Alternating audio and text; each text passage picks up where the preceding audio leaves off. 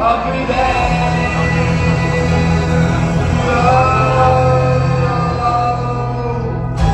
One night I overheard the prior exchanging words with a penitent wailer from her sea. The captain of his ship, who met you toe-to-tip, was known for wanton cruelty. The following day I shipped to sea with the privateer, and in the whistle of the wind I could almost hear.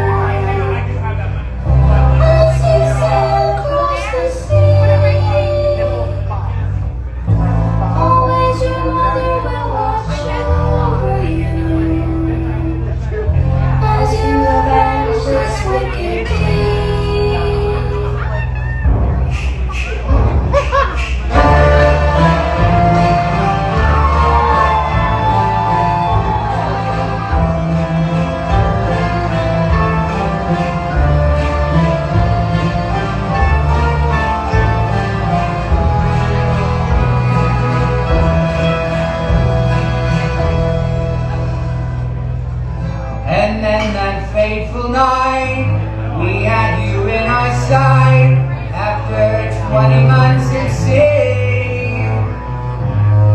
Your starboard flank of me, I was getting my muskets clean when came this rumbling from beneath.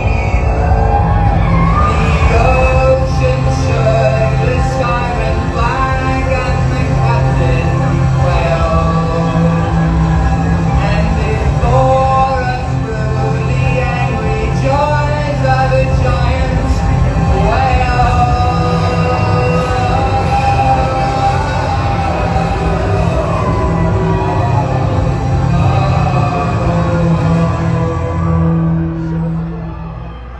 Don't know how I survived. The crew all was chewed alive. I must have slipped between his teeth. But oh, what providence, what divine intelligence, that you should survive as well as me. It gives my eye great joy to see your eyes fill with fear. So lean in close and I will whisper the last words you'll hear.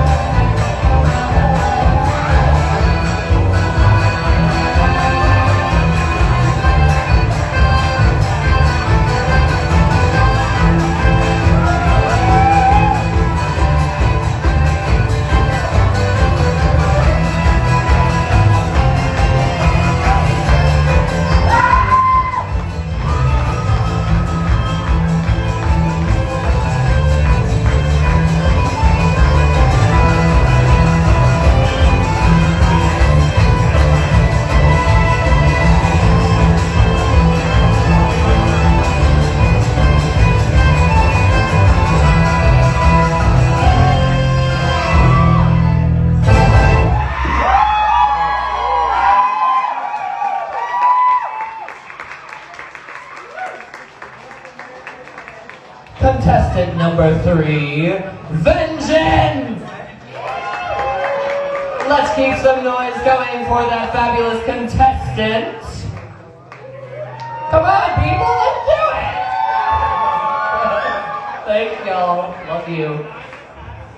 Coming next to the stage, we have one of my favorite drag siblings of the Minneapolis drag scene. And that is not favoritism because I am not scoring anything, so don't fucking at me. But we've grown up together, got a soft spot. This is Gemini Valentine.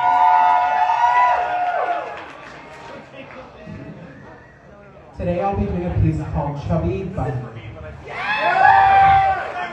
We all remember growing up playing that stupid but oddly fun game, Chubby Bunny. You stick a single marshmallow in your mouth and you say Chubby Bunny until you can't fit any more in your mouth, or until you throw up. I hated that game. Not because of the gross marshmallow part, but because whether I was or wasn't playing the game, I would always be Chubby Bunny. Growing up fat is something that always was super important to me. I have been fat since birth. Weighing in at a lovely 13 pounds was a little queer baby named Gemini. But as kids, we don't really know we were fat until someone made it aware to us. I didn't know I was fat until my first day of kindergarten. I walked into my class and the first thing my teacher had said to me was, "Well, aren't you the cutest chubby bunny I've seen?" I didn't think much of it then, but now, shit's kind of fucked. Then, in middle school, being the only open gay kid was fine. Nothing like having a target on your back for being fat, but being fat and gay. It was screaming therapy.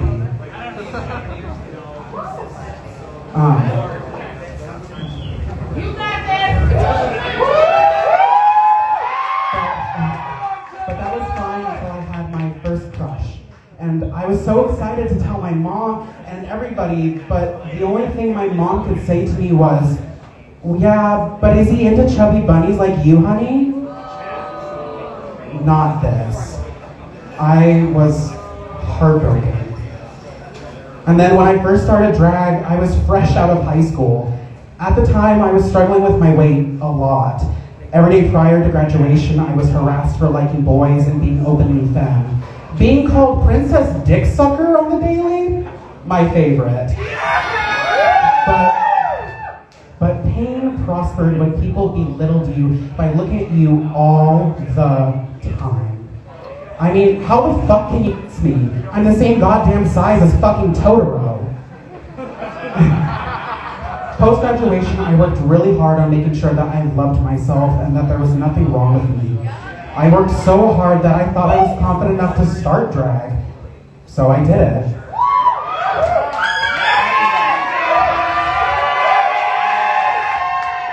I was welcomed with open arms from the community, right off the boat. I thought that I had found something that genuinely made me happy and that I was good at. But as icon and legend Tatiana said, what you see isn't always the truth. I started noticing after that point that I was getting different reactions from everyone every time I performed. I blew it off as, "Oh, I'm the new girl, nobody knows who I am yet." But then I noticed during other performances and interactions that the more in shape you were, the more the crowd lived for you. Better tips, louder screams, more people wanting photos with you. I was so flustered and irritated every time that I went out because I was so self-conscious of my body that I got anxious even going out into the crowd to watch. At that time, I was also trying to make friends in the community. I was friendly, nice, and tried to have a good attitude. But it wasn't easy making friends. I didn't make my first friend in drag until 3 months after me doing it. But before that, I noticed things. I noticed that when other new performers came in, they got the same treatment as me, open arms. The only difference was that the treatment kept going, being besties, trading costumes, sharing wigs, other bullshit. Then I realized I'm not just the new girl.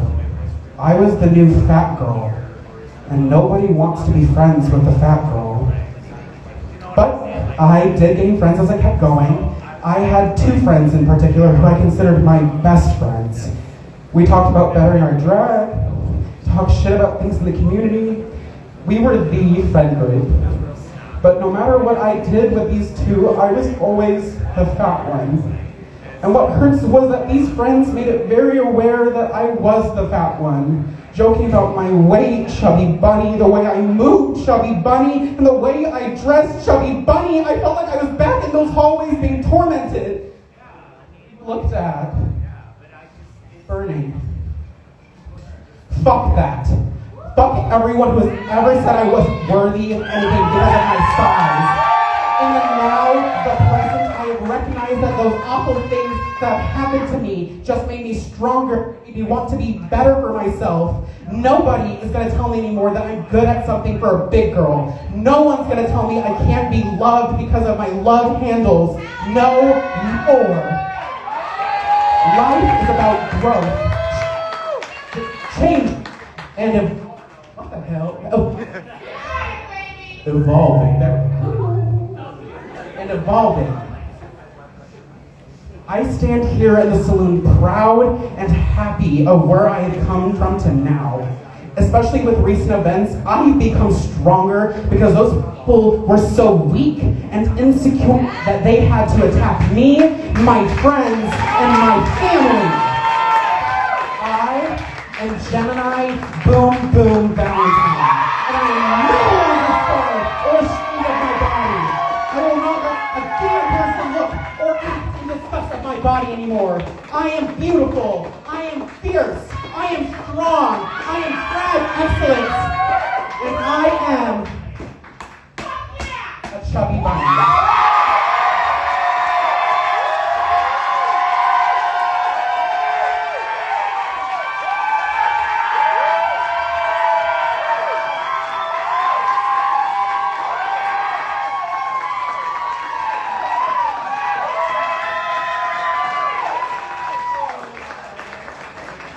Keep that praise going for contestant number 4, Gemini Valentine! You know, there were some disgustingly nasty words said by a few people in power at this establishment about certain body types, and the love that was just given says, spin their fucking faces! We know exactly who belongs here. And that's fucking all of us. So let's keep some love going! Up next, we have another incredible talent in the Twin Cities. Both Gemini and this next competitor will be competing in the 2021 Flip Phone Superstar, hosted by the Boulay Brothers at the Muse Event Center. Also, there's another beauty and another beauty competing at this. We've got Dexterity and Rose Nylon here looking sexy! But I digress. Contestant number 5 is Cyber Soda.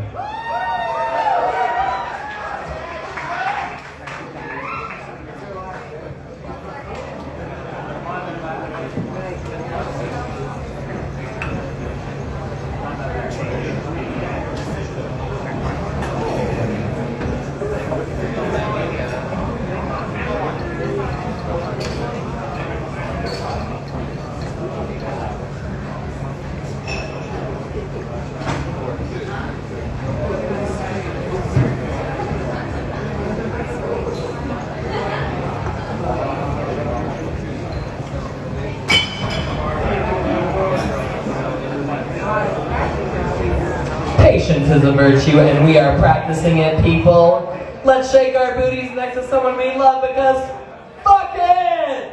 Woo! We're having a little AV moment, and we are going to figure it out. Okay. Are we good to run it back, everybody? Okay, not the audience members. I need the people who are running the AV. Are we good? Almost, everybody.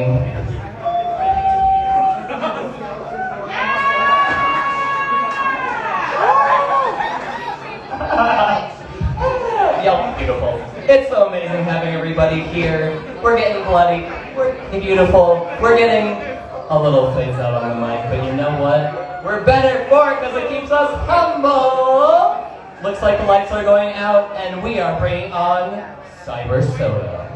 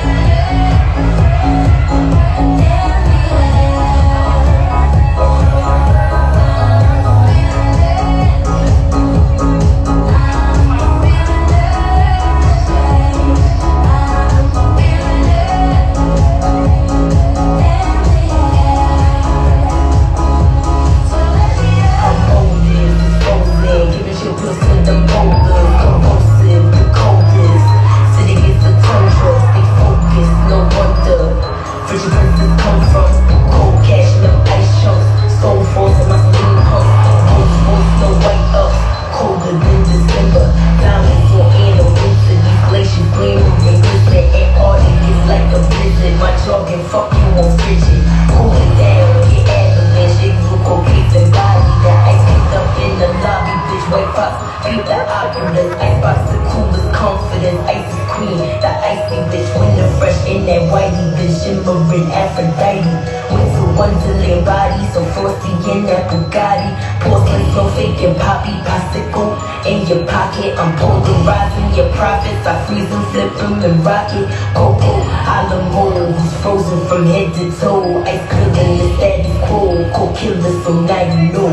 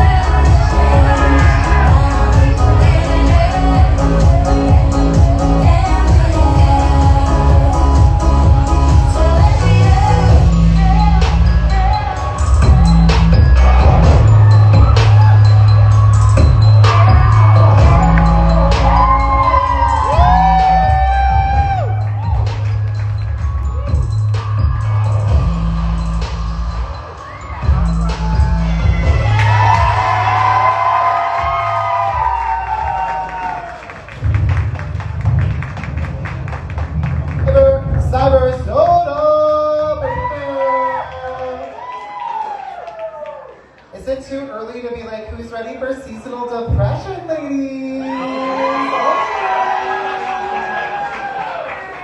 I'm just regular depressed, so I know the joke's been made. We're gonna do a little bit of setup, so that's gonna happen. Look at that. Is anyone dressed up tonight? Did anyone turn a look? Okay, excuse me, hold on, excuse me, hello, go stand in front. You know who you are, go stand over there. Go stand at the edge of the stage, you're a drag queen, I know you don't understand. Okay, no, over this way. Turn the fucking look, goddamn. The mug, stunning. The other thing, stunning. Is anyone else turning a look tonight? Oh, I'm seeing something over here. I see some Phantom of the Opera? No, who the fuck is that? Who's, oh, come here, come show the look.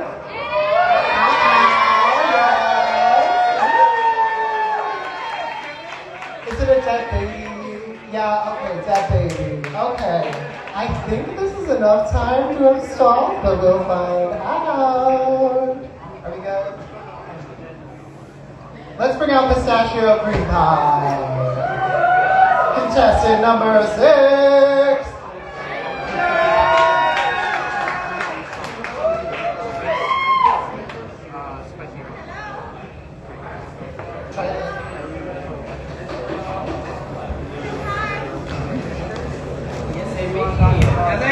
I am gone. Okay. I am ready. So, before I get into it tonight, I just want to preface with a little story about how my dad was a pastor, and he worked in the church in the Nazarene. Dad?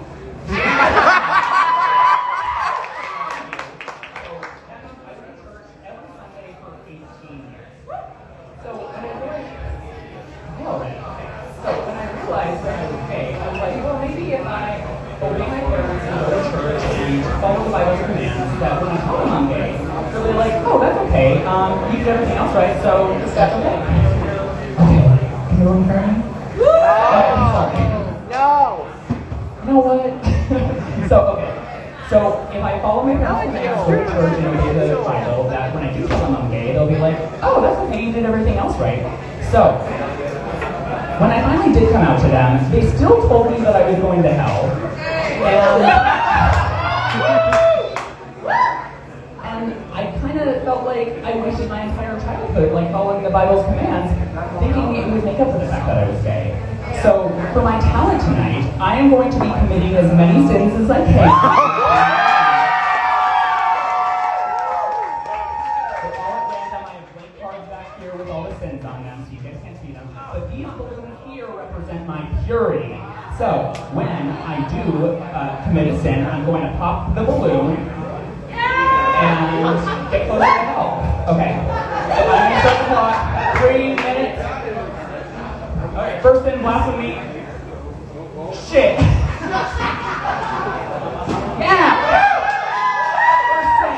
Okay. You shall not round off the hair on your temples. Okay, so this is about cutting off the hair on the sides of your head, which I didn't want to do with this wig, but...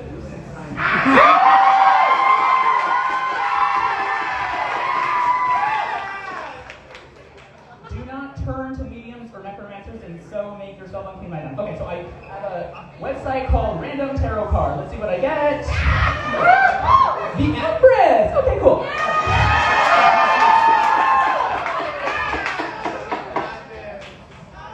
Do not love the world or the things in the world. If anyone loves the world, the love of the Father is not in him. So, no phone, no delicious food, no AC, no secular music. The Father is not in any of you. You're all sinners.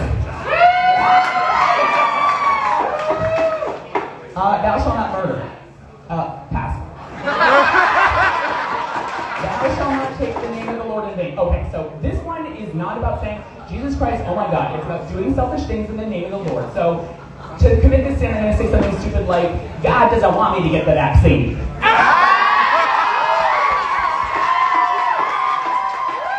you shall have no other God before me. Okay, so this is my favorite because I have a picture of the green M&M, who is my beauty icon, and I will be bowing down before.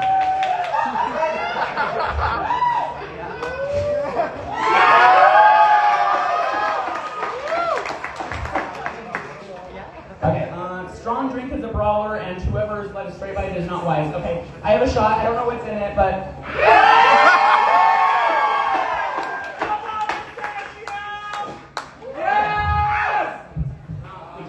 Whatever. You shall not steal. I'll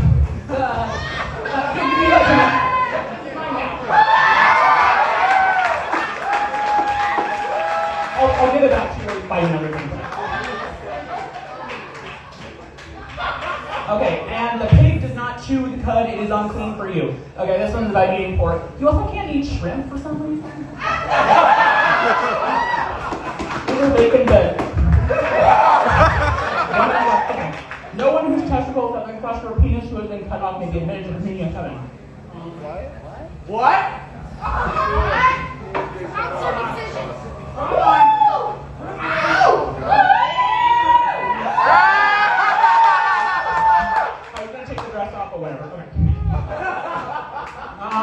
Stand up in the presence of the aged, show respect for the elderly. I saw Malibu Casey in here.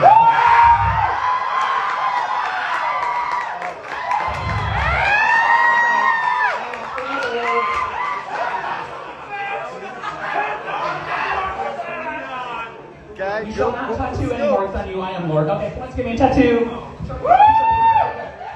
me a tattoo. I'm sinning. I'm going to hell. The fuck?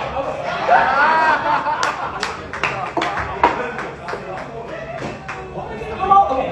Whoever conceals hatred, blindness, and spreads slanders. Okay, so this one's about gossiping. So, Melancholy told me once that she had a pimple in her dick. So, this one's about spreading false information. Melancholy did not have a pimple on her dick. So, one more. The unrighteousness will not inherit the kingdom of heaven, nor men who practice homosexuality. Okay, so the word homo did not. Okay, the timer's up, whatever. The word homo. Jesus. Did not appear in the Bible until the 40s, which is a mistranslated word of the Greek word pervert. So I'm not going to be gay as my sin. I'm going to be a pervert. So you. I would suck the shit out of your asshole on Thanksgiving. Thank you. Do you want to do that?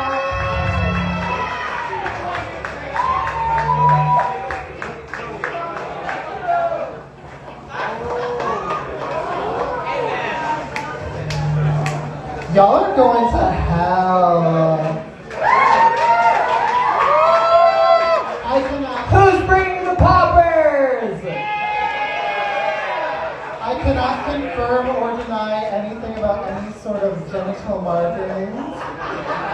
Resident TI in the house. Ah! No one? Okay, word. Y'all are liars. That's sinning. Okay, have we struck everything from the stage? Are they doing a spoken thing? Who's coming up? All right, welcome to the stage, the other key Rotel.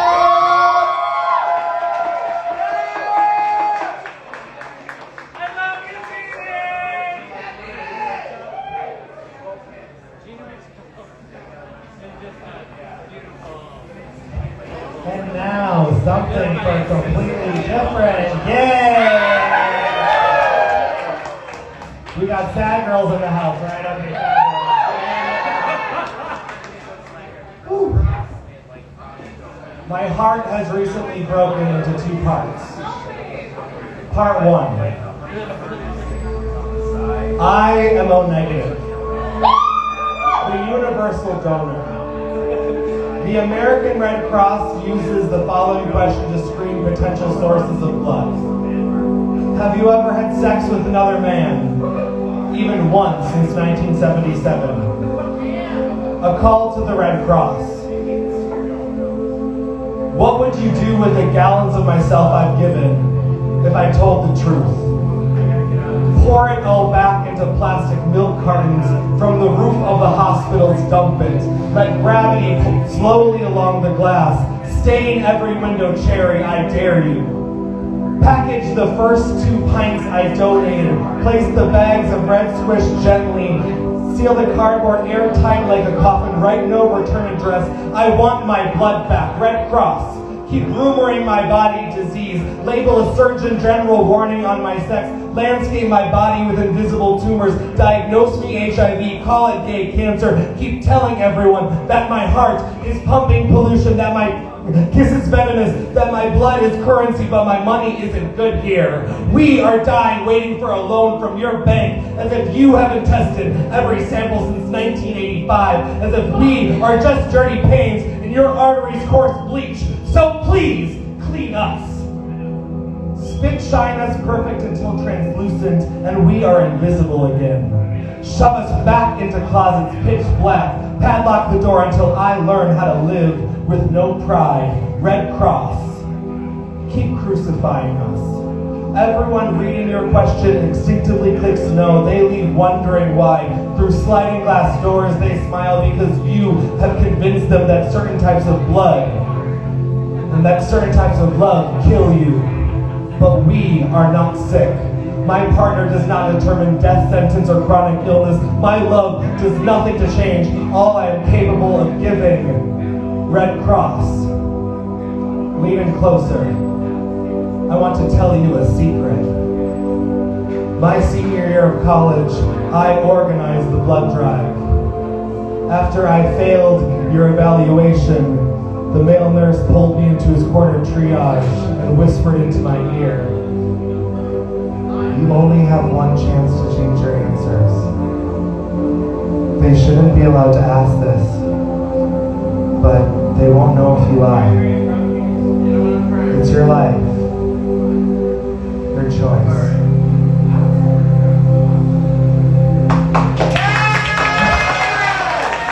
And now for part 2 of my heart. Ready, y'all?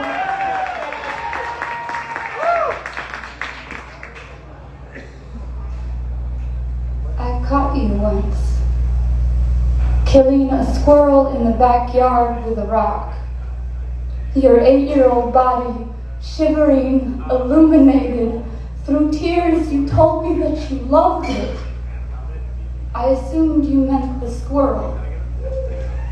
Even after I watched the news, clips of a 10-gallon blue vat being carried out of your building, your refrigerator sealed shut with police tape, the pictures of the boys you kissed too hard. Even after I heard what they found in your refrigerator, 2 human heads and a heart in your freezer, I could not bring myself to call you a monster. Your father told the reporters that when I was pregnant with you, I experienced seizure-like fits. My swollen body would stiffen, foam at the mouth, and my eyes would peel back like paint as if I was trying to look at you. The day your apartment building was gutted and paved over, I began to obsess over your baby pictures for anything that would predict the way you learned to love seeing things inside out. Your brother legally changed his last name from Dahmer, but I cannot erase the stretch marks. I still see your eyes in my mirror, the scar where they pulled you like Persephone from my stomach. There is no reminiscing here. No one wants to hear how you were a wonderful child. They only want to watch your car crash of a life on repeat, your adolescent obsession with roadkill, how you would bike for miles with a garbage bag filled with whatever cadavers you found on the street. How could I possibly not see this coming, Mason? Did I hold your hand too tightly when we crossed the street? Child, when your father and I fought at night, did you mistake it for lovemaking? Did I teach those fingers to pluck families apart like flower petals? I love you still, darling. Was it the sound of the dead dog bones as your father dropped them one by one into the bucket that seduced you? Did it sound too much like your pulse? Was it the day I drove away from you, freshly graduated from high school, 2 months premature of your first murder? Did I put too many states between us? Did you put your own heart in the freezer next to the thought of me? Would Mary be forsaken if Jesus had not grown to be the son God had intended to father? If he did not wear a crown of thorns, but instead wrapped it around his knuckles, will I be forgiven for the sins I did not commit, but created? When you were small, I told you, you can grow up to be anything.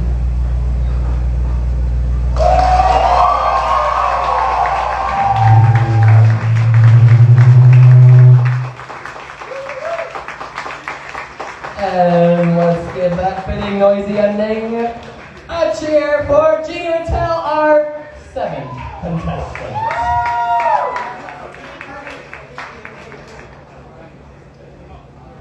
As we bring up that next number, let's just feel ourselves for a moment. Feel the sea, and everything outside and in between. We're all beautiful. Let's keep it going. We have contestant number 8. Let's keep it fiery. This is Arogany.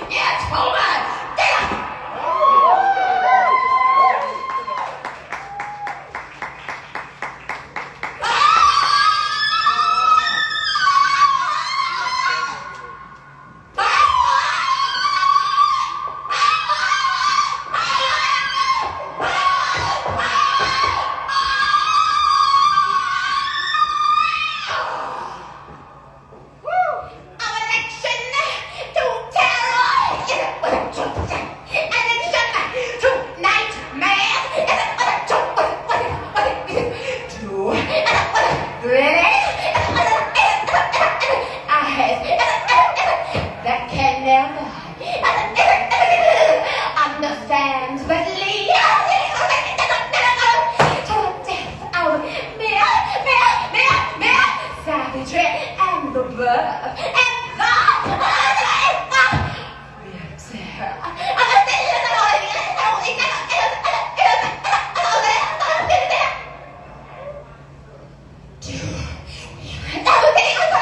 when I catch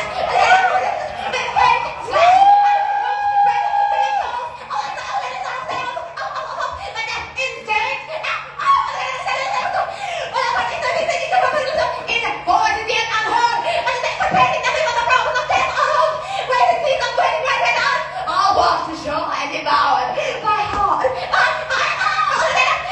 and seeing fire.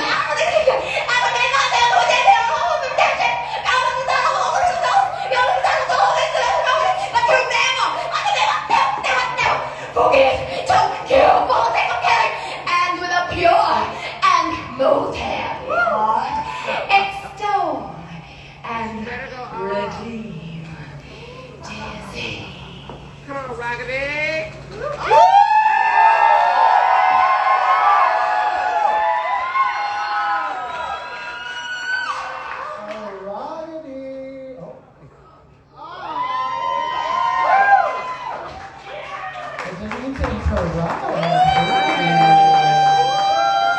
Well, the whole point of the Bloodbath Ball is so that people can do unconventional things, so goddamn,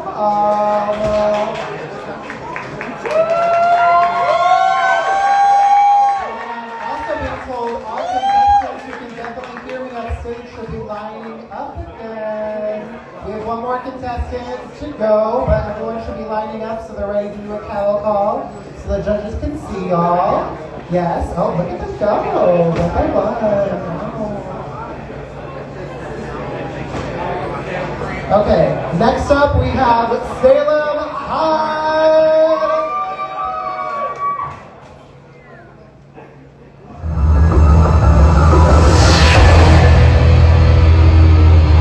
Even in this change, you can stop me.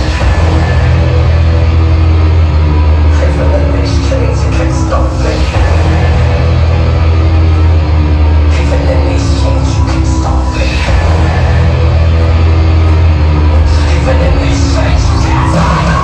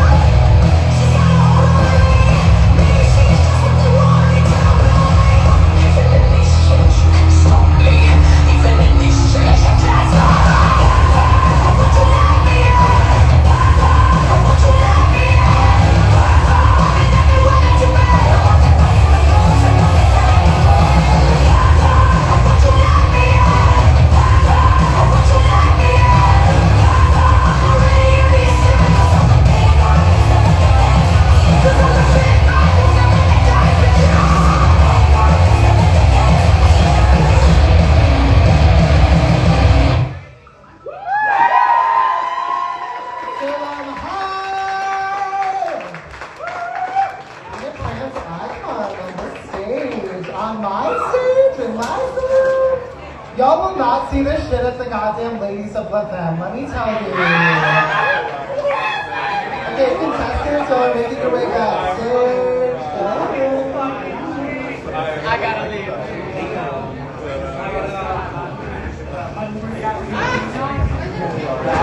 And we are going to bring back each contestant from our talent proportion of the evening. Proportion.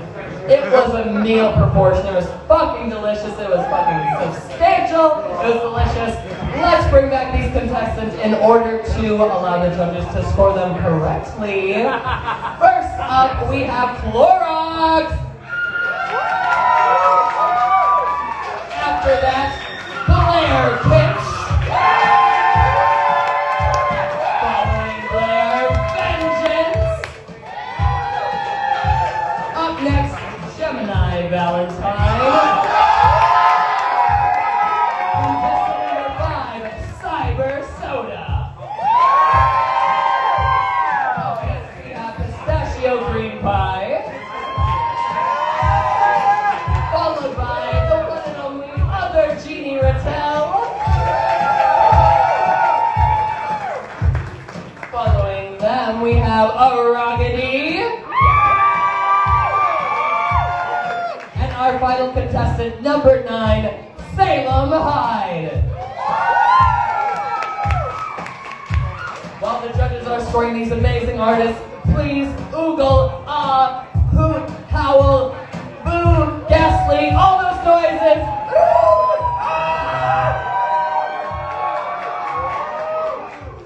The amount of variety, authenticity, and pure execution was staggering, people!